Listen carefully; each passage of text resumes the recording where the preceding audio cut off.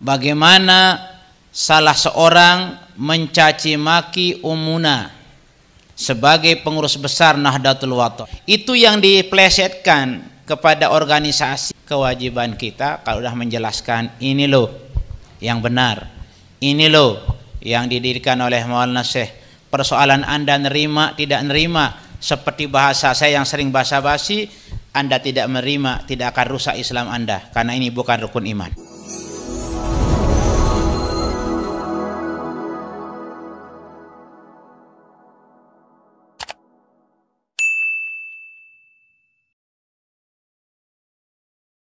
Sebagai salah satu kader, kewajiban kita meluruskan, menjelaskan yang benar.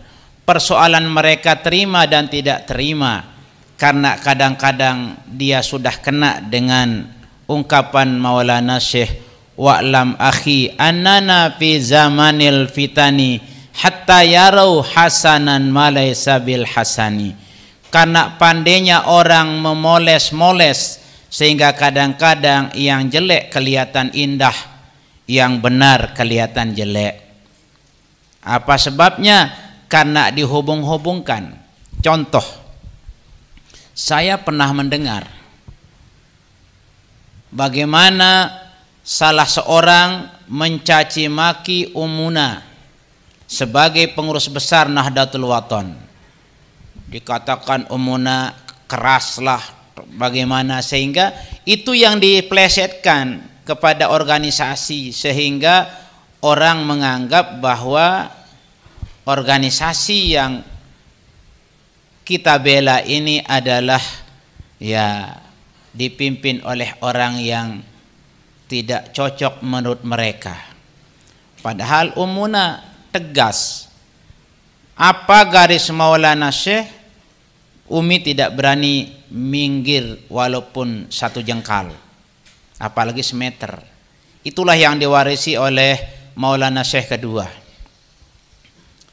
Semangat Maulana Syekh, ketaatan Maulana Syekh awal turun kepada putri tercintanya yang diberikan surat kuasa untuk melanjutkan. Berapa kali di zaman saya masih belajar dulu di Pancor, ngiring Maulana Syekh, beliau dikirimi surat oleh mudir madrasah sholatiyah, diminta datang ke sholatiyah, membawa berapa saja murid pengiring beliau akan ditanggung, mulai dari transportasi, akomodasi, konsumsi dari tanah air sampai tanah air. Sederhana jawaban Maulana Syekh, saya disuruh guru saya menjaga Lombok, hanya itu. Ya, kalau kita bangga, kita mau dikirimkan uang sekian ratus juta, disuruh kita datang ke Mekah, ziarah ke madrasah sholatiyah untuk bertemu dengan madrasah kita, dan disuruh membawa rombongan berapa saja akan ditanggung.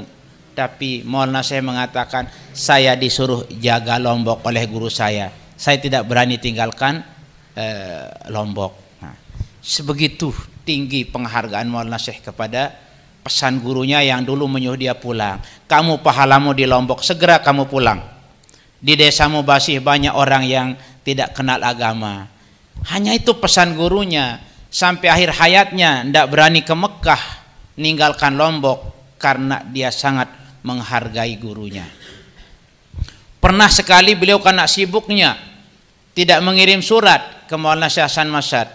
Apa jawaban Maulana Syekh saat itu? La taqta murasalatak fa innaha min alamatil jafa. Wahai Syekh Zainuddin, jangan kamu tidak bersurat bagaimanapun kesibukanmu, karena kalau kamu tidak bersurat berarti tandanya kamu mau menjauhkan diri dari guru. Sampai begitu kayaknya disayangnya Maulana Syekh oleh gurunya. Nah, oleh karena itu kepada pertanyaan dari Jerowaru ini, kewajiban kita kalau sudah menjelaskan, ini loh yang benar, ini loh yang didirikan oleh Maulana Syekh. Persoalan Anda nerima tidak nerima, seperti bahasa saya yang sering basa-basi, Anda tidak menerima, tidak akan rusak Islam Anda, karena ini bukan rukun iman. Daripada kita kelahi-kelahi, Maulana Syekh Hasan Mashhad melarang kita, iya kawal mujadalah fa innaha min tadil awqat.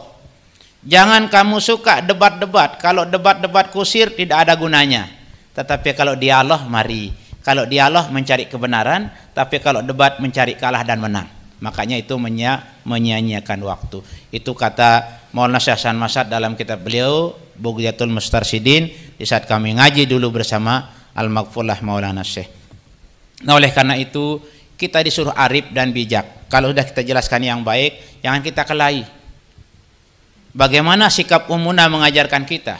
Di saat beliau mempertahankan kebenaran, beliau pegang surat dari Maulana Syekh, surat kuasa untuk melanjutkan, beliau pegang.